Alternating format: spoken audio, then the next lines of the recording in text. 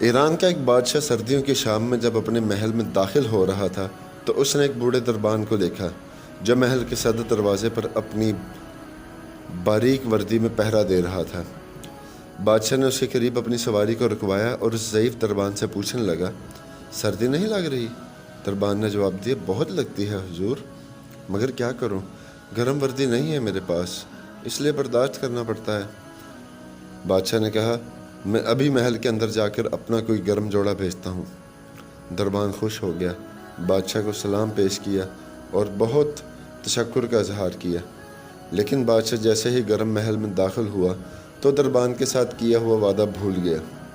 صبح دروازے پر اسی بوڑھے دربان کی اکڑی ہوئی لاش ملی اور قریب ہی مٹی پر اس کی سے لکھی گئی یہ تحریر ملے، بادشاہ سلامت میں کئی سالوں سے سردیوں میں اسی نازک وردی میں دربانی کر رہا تھا، مگر کل رات آپ کے گرم لباس کے وعدے نے میری جان نکال دی۔